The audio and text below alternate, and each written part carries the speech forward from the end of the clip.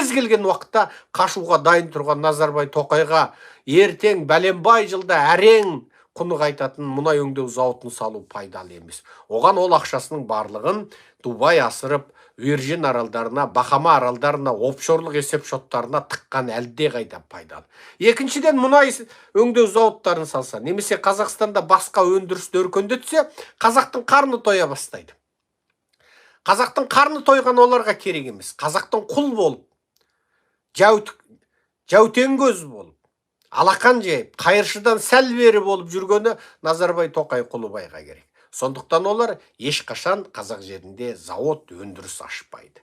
Енді халықаралық геосаясат осыншалық деңгейде күрделі болып тұрғанда, ертең сіздер ұйқыларыңыздан оянғанда не болады? Оны бірдеңе деу қиын.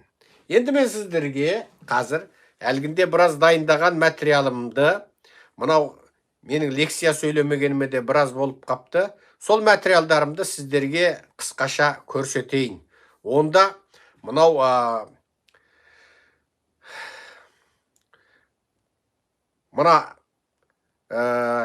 соңғы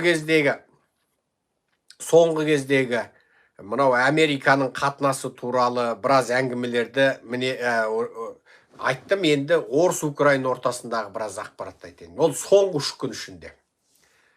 Орыстар соңғы 3 күн ішінде Харьковке шабуылды өтті деп отыр. Міне, оның ішінде тікелей сол шабуылдан өлген адамдар 4-еу деп аталады.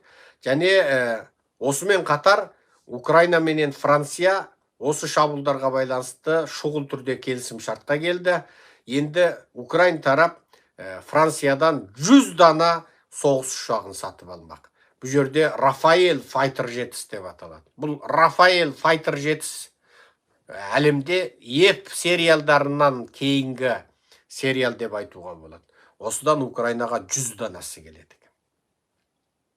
Мен кешегі мынау Қытай туын өртеу туралы лекциямның соңында саяси шолу жалғастырған болатынмын. Сол лекциямның соңында мен айттым, мынау Новороссийский Қара теңіздегі Ресейдің портына украиндер шабуылдағанда Американың F-16-сын пайдаланды. Мынау енді Рафаэль Fighter 7, яғни Рафаэль жойғыш ұшағы, бұл 100 дана сыналып отыр. Бұл деген үлкен, аса үлкен әскери келісім деп айтуға болады. 100 дана. Енді қараңдар. Польша тарап, Украина мен Польша ортасындағы әскери техникаларды тасымалдайтын темір жол бұзылғандығын тырнақ шашында алып отыр. Демек, бұл бұзу дрондық шабуыл емес, шпиондық қаскүнемдік болуы мүмкін. Қазірше оны жаңағы демейжді деп тырнақшаға алып жазып қойған. Оны қалай бұзды бұл темір жол? Демек, Польша жеріне орыстың агенттері кірген болуы мүмкін. Ал енді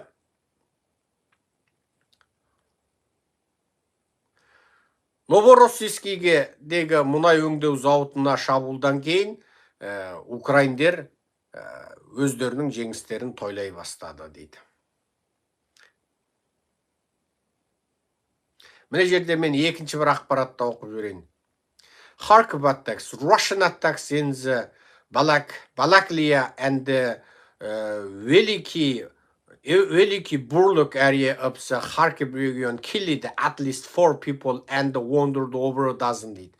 4 адамды мынау Ресейдің Балаклия және Велики Бурлук дейтін жеріне шабуылынан дейді. 4 адам өлді, жаңағы ыдазын дейді, мөлшермен 10 шақты адам жарақаттанды дейді.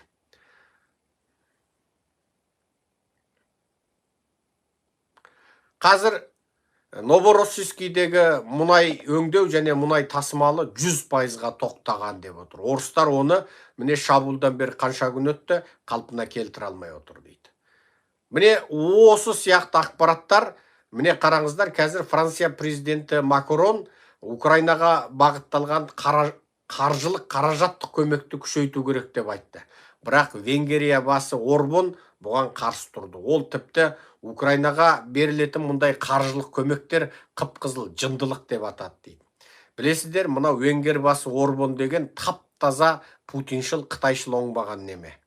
Енді бұл өзі Орбан Орбан түбі сол бірдеңе болады енді. Енді қазір қараңдар.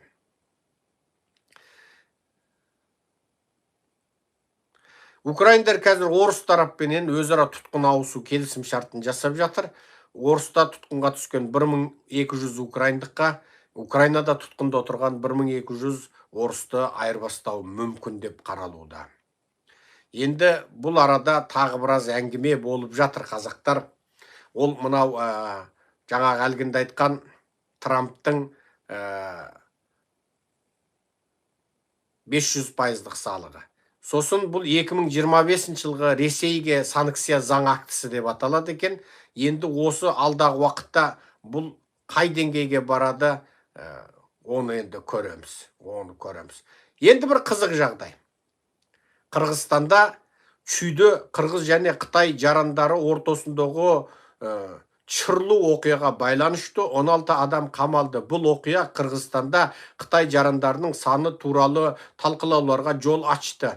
Қырғыз билігі анти-қытайлық маңайды күштеп жіберуші чағымшыл білдірушілерді таратудан алыс болуға шақырды дейді. Қырғыз билігі анти-қытайлық ойларды жаңа таратудан абайлаңыздар деп ескертті. Міне 16 Қытай Қырғыз азаматын мен кештегі видеода, сіздер айтқанда кешегі видеода мен Қырғызстанда анти-қытайлық үлкен оқиғалар болып жатқандығын көрсеткен болатымын. Міне қазір 16 Қытайды тұтқындапты. Бұл енді сөздің шыны керек, кәдімгідей жағымды жаңалық. Енді мен сіздерге бір қысқашаны көрсетейін.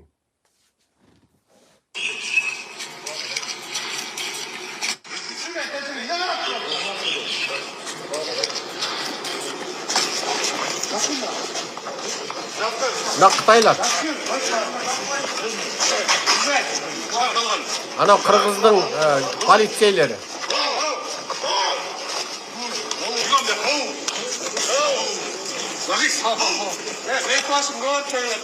Беті башын көгертпе келе дейді. Беті жүздерін көгертпеңдер дейді.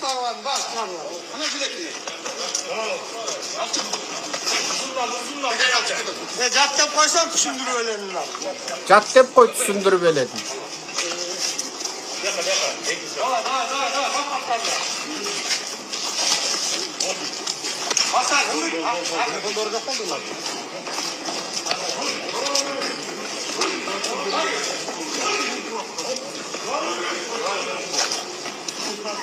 Көрдіңіздер ме?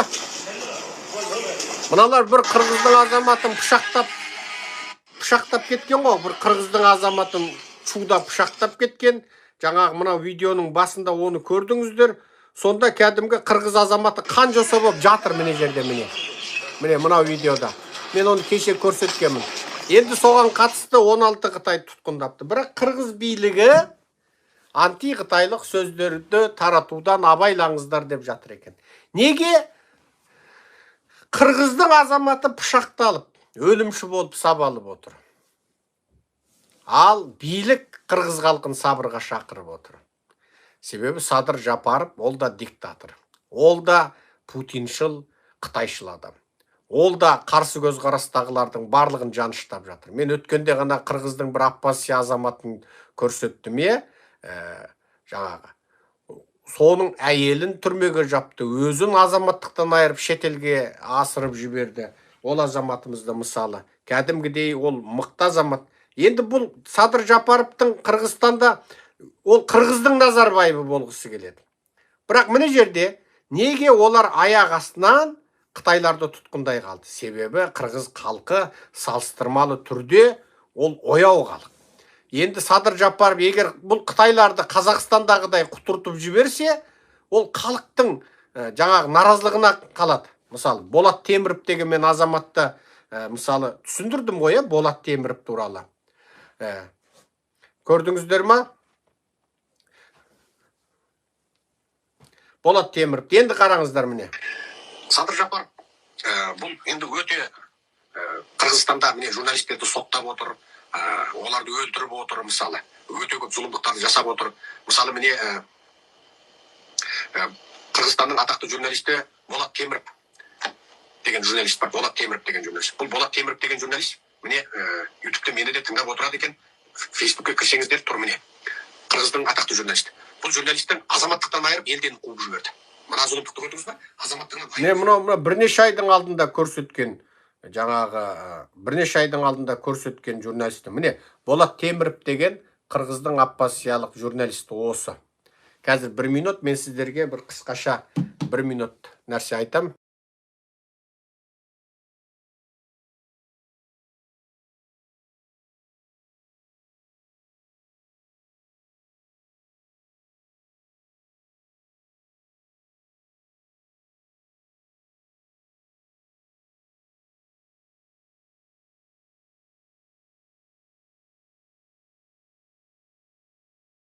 Ассалаумағалейкум. Міне, бұл қазіргі болып жатқан жағдай. Енді осыдан барып, мысалы біз кеше бәленбай видеоны салдық, мысалы қырғыздарды, қытайлардың қалай жаңағы тасталқаны шығарып жатқаны, қырғыздардың мен мына ерлігіне разы болдым. Қырғыздар деген мынау Бішкекте құтырған қытайлардың албаты жүрген, одностронный жолға, бір бағытты жолға жүрген көлігіне дейін түсіріп, олардың ана көлігін тоқтамай тротуарға тоқтатқанына дейін түсіріп, қырғыздың былығын қырғыздар мына Қытайдың заңсыздықтарын әшкерелеп жатыр. Және олардың полициясы Қытайды тоқтатып жатыр. Бірақ Қазақстанда бірде-бір қазақ полициясы Қытайға қарап қабағында түйе алмайды. Қытай басына түшіп қойса, қазақтар үндемейді. Неге қырғыздың полициясы Қытайлардың заң бұзған көліктерін тоқтаталады, ал қазақтың полициясы Қытайға қарап қабағында түйе алмайды? Неге қырғыздың полициясы қырғызды пышақтап кеткен Қытай жұмысшысының 16-сын ұстай алады, ал Қазақстанда қытайлар қазақтың әйелін ұрып, ал қазақ әйелінің намысын қорғаған 5 жігітті қазақ полициясы соттайды? Неге қырғыздар солай, неге қазақ алай? Қырғыздың нәсілі сонда бізден артық па? Қазақ-қырғыз бір туған, бір ананың екемшегін емген ағайынды екі халықпыз. Неге солай? Бұл жердегі әңгіме Қырғызда Назарбаев болған жоқ. Қырғыздар Назарбаевтық тирандық езгі көрмей отыр. Қазақтар Назарбаевтың тепкісінен кейін есеңгіреп, ес жия алмай отыр. Қырғыздар Назарбаевтық тепкі көрмегендіктен, олар 5-6 президент қалаған уағында құлата алатындықтан, әрине құлағанда орнына бір керемет президент келген жоқ. Бірақ мына президенттер Назарбаев сияқты өзінің кландарын 30 жыл бойы орнынан тапжылтпай ұстап отыра алмайды. Және олар салыстырмалы түрде халықтың эмоциясыменен, көңіл күйіменен санасуға мәжбүр. Кез келген уақытта халық көтеріліп кетеме деп отыр. Ал қазақты әбден езіп тепкілеп, қазақтың полициясы малдан бетер малғұн болып кеткен ғой.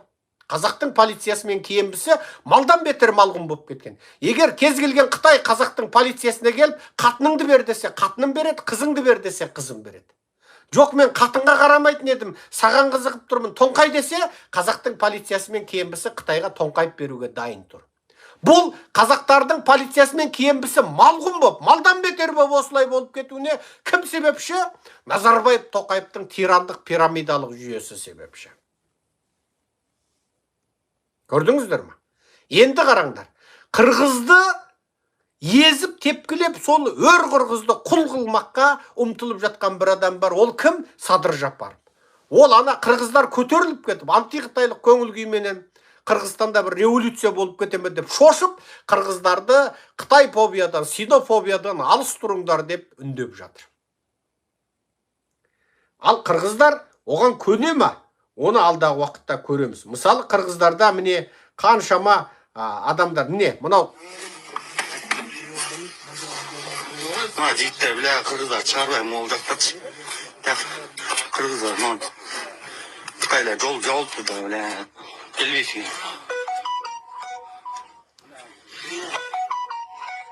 Жақта, бля, Қытайлар бақы қоян.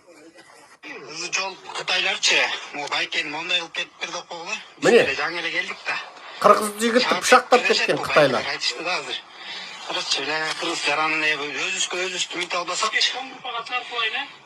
Чоң құлпаға жөнек. Ана қырғыз жігіт өлген сияқты қозғалмай жатыр әуелі. Міне, Қытайлар өлтіріп кеткен сияқты. Çoğulup bereket kılalım.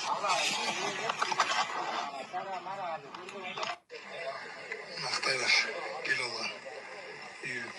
Қырғыздар анын Міне. өз үстімін талбасақ. Чоң группаға жөнелтті. Міне. Енді осы жерде бұл жердегі әңгіме сол. Мысалы, міне. Бұлар біздер емес, ұлы державабыз деген, ұлы держава мемлекеттегі ақырын басып келеді. Өте қорқынышты. Мен сіздерге айтайын, жаман көресіздер, азыр бирок ушул сөздү айтып коюшум керек, тарыхтын алдында калышы керек. Биздин чоң аталарыбыз айтчу эле, Кытайдан досуң болсо, жаныңда айбалтаң болсун деп. Манас батыр кіммен соғысты? Манас батыр Қытаймен соғысты. Манас батыр Шантон Пекин жазығына дейін барды. Енді қараңдар. Осыдан ақ біліңдер. Қазір сол Қырғыздың, қазақтың ата бабасы Пекин Шантон жазығына дейін жаулап алған болса, Күлтегін бабамыз шығыста Шантон жазығына бардым дейді. Шантон жазығы қай жазық? Қазіргі Жапонияға бетпе-бет кеп отырған Қытайдың шығысындағы Бохай дейтін Бұғаздағы Шандун провинциясы. Соны Күлтегінде шығыста Шантон жазығына дейін бардым дейді. Көрдіңіздер ме? Ал мынау Қытай қазір біздің орталық Азияны осылай алып жатыр. Мен енді қазақтарға қайталап тұрып айтам, қырғыздарға айтам. Ояныңдар. Ата жұрттың Қытай туын өртеуін 77 әкесін көрден қазып ап, сүйегін өртегендей боп, аяқ астынан шошып отырған биліктің жалдамалы жазғыштары. Серікжан барлығын қаттап, шоттап, сақтап отыр. Ертең біз мына билікті құлатамыз. Қазақстанда Америкамен одақтас, Еуропамен одақтас демократиялық парламенттік республика құрамыз.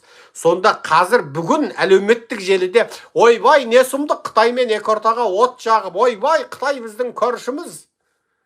Ресейден айырыла алмаймыз деп оттап жүрген мына биліктің жалдамалы блогерлері бастарыңды шабамыз.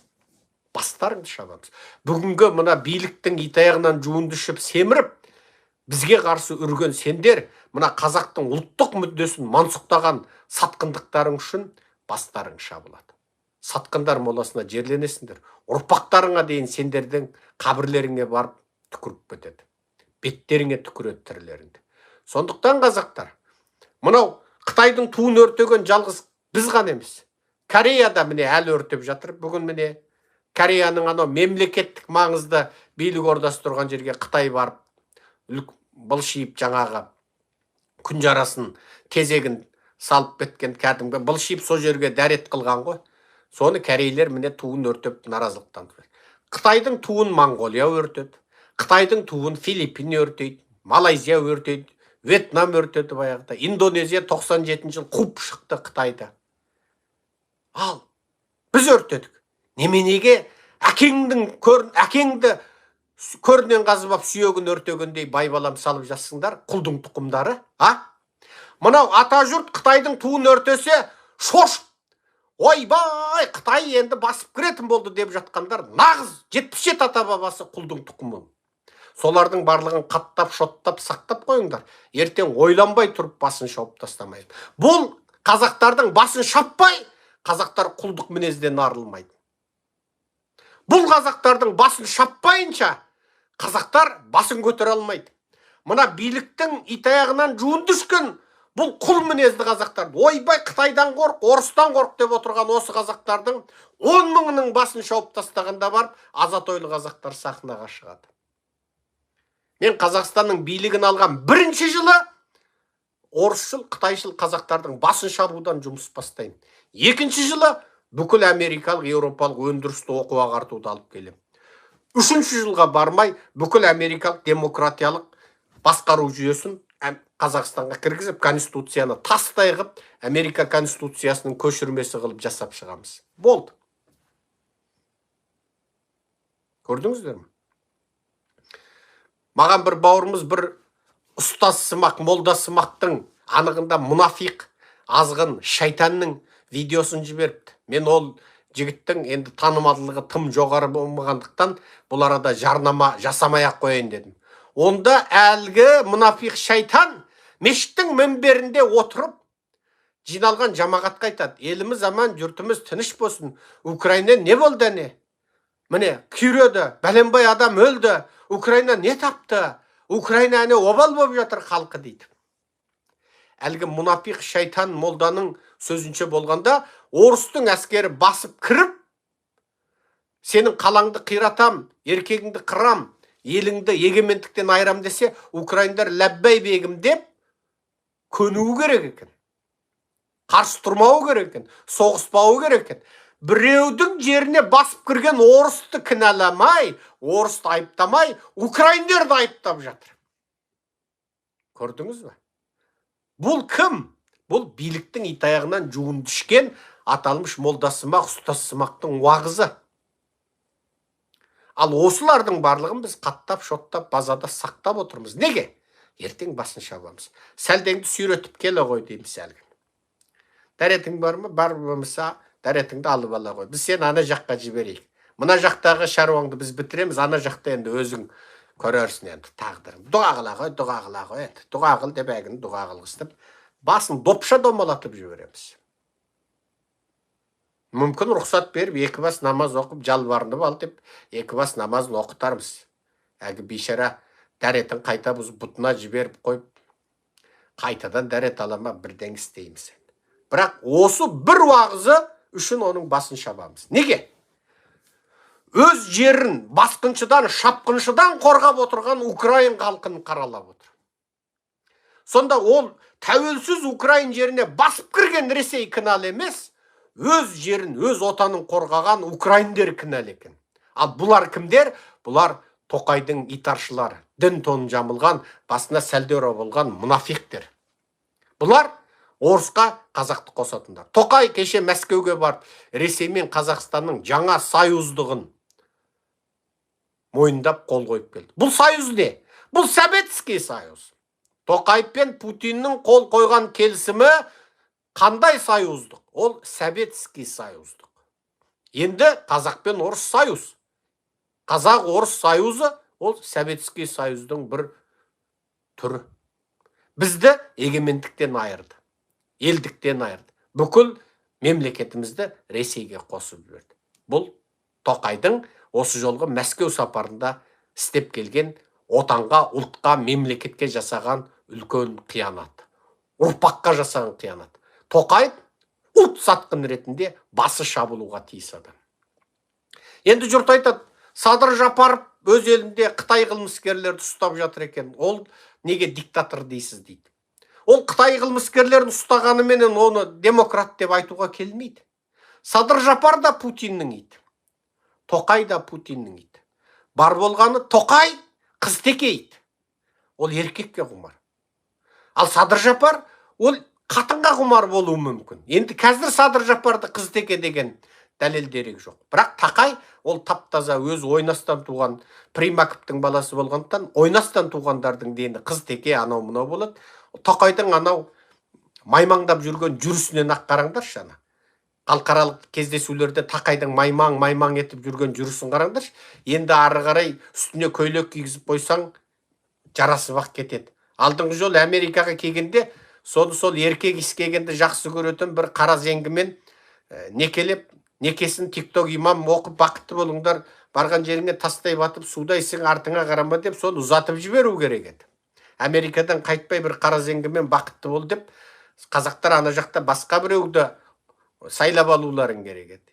Енді Тоқай Америкадан қайта сала Пөтенге барып, Пөтеннен басқа құдай жоқ, Тоқаев оның елшісі деп Ресей-Қазақ союзына қол қойды. Ресей-Қазақ союзы ол Советский союз. Қазақтар біткен жерлерің осы. Менің бүгінгі лекциям осымен тамам. Қалған лекцияны енді келесі жолдары сөйлерміз. Басқа онлайн сұрақ жауаптарыңыз болса, ендігі азырақ уақыт бөлейік. Енді қандай сұрақтарыңыз болса қойыңыздар. Енді бір алдағы бір 10-15 минут сіздердің сұрақтарыңызға жауап беруге дайынмын. Енді қазірдің өзінде енді Алматыда түнгі сағат 2-ден 9 кетіпті. Енді тым кеш болып қалды. Сіздерді 18 қараша. Ал сұрақтарыңыз болса айтыңыздар.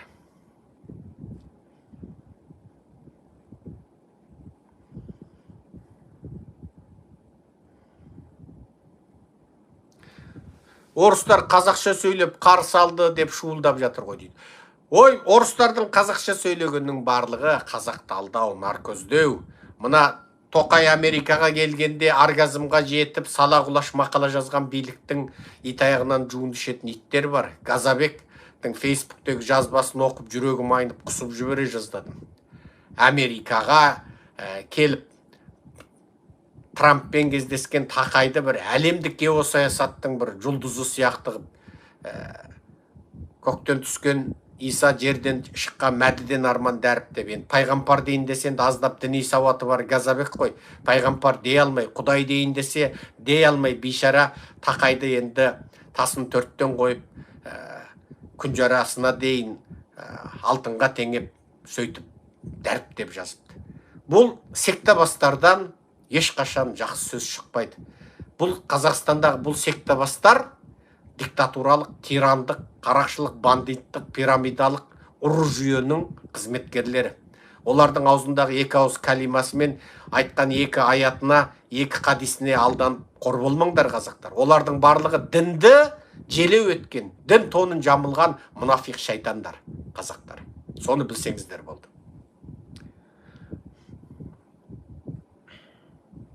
Тайван Қытай мен Қытайдан айырмашылығы бар ма дейді. Мен енді бұл туралы қысқаша бастауыштық сауат бере кетейін. Мына жерде бауырымыз сұрапты. Тайван негізі Қытайдың жері емес еді. Ол Гаушан дейтін бір оңтүстік шығыс азиялық арал халқының жері болады ғой. Мына оңтүстік шығыс азияның аралдары көп. Мысалы, Индонезия, Малайзия дегеніңізде бәленбай арал. Индонезияның өзі 1300 ба сондай аралдан тұрады. Жапон 8 арал еді, 4 аралын орыс басып алып, 4 арал бар, Жаңа Хонсю, Хоккайдо, Сикокио, Кюсю деген 4 арал бар. Тайван сол Жапон аралдарын жалғасып кеп, ары қарай Филиппин аралдарына, Филиппин аралынан Малай аралдарына, Малай аралдарынан Индонезия аралдарына, одан ары қарай Гвинея аралдарына, Гвинея аралы жалғасып Аустралия, Жаңа Зеландияға кетеді. Өзі бір солай оңтүстік тынық мұхит бұлай жалғасып келе жатыр. Тізбек сияқты.